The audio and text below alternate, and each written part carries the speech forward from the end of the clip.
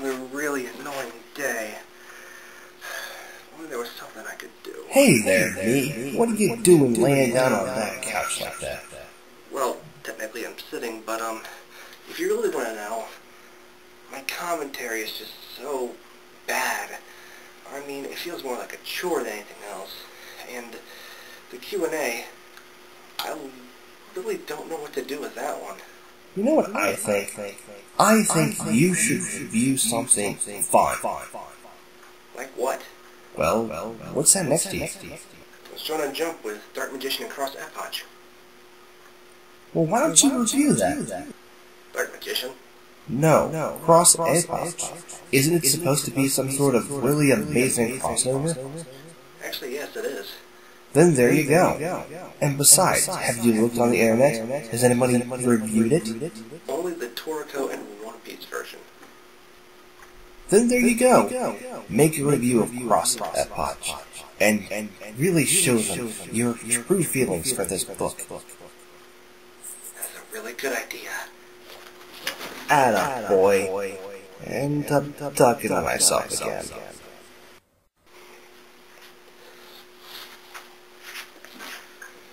That's right, you heard it correctly. I am reviewing Cross Epoch from the 100th issue of Shonen Jump. But why? Well, for one reason, someone asked if I was ever going to review manga.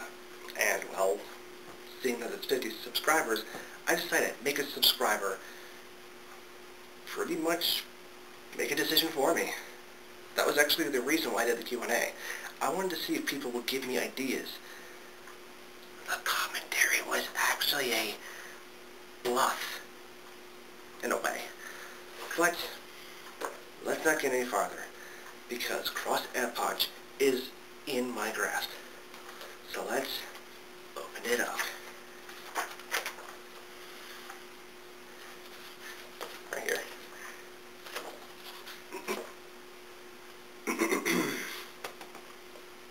And here is our cover. It's okay. With all the characters on it, it doesn't seem all that creative, and to be fair, that's kind of weird for a book like this. But let's continue on. So the book opens with boxes telling us that someone wished to be a king, and that someone is Hercule.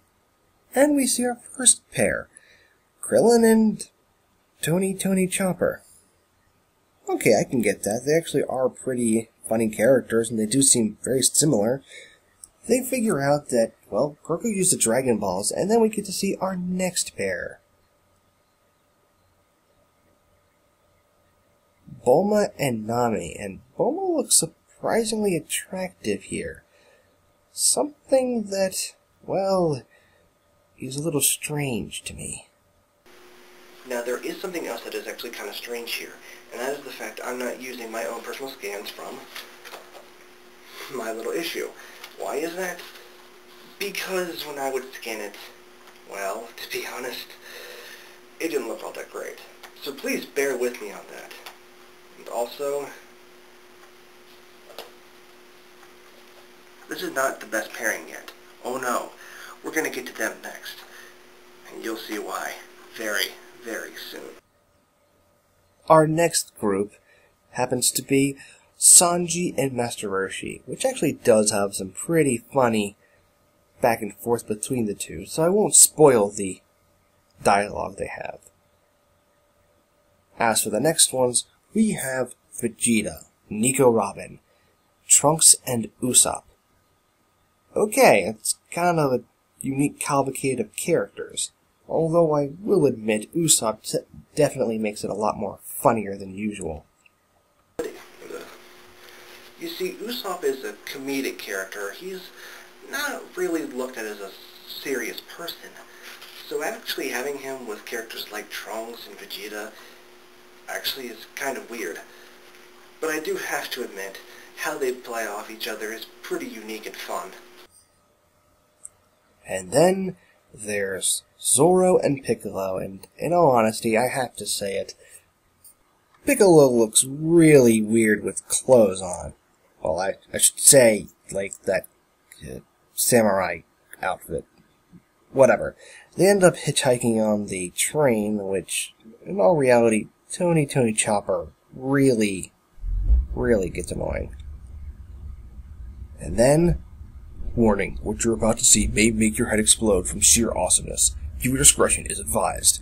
We see Goku and Luffy.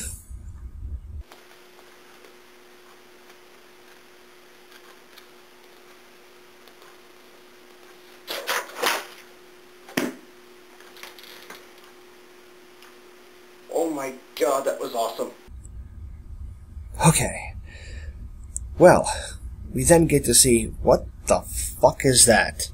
A giant fish wearing a hat and a bow tie.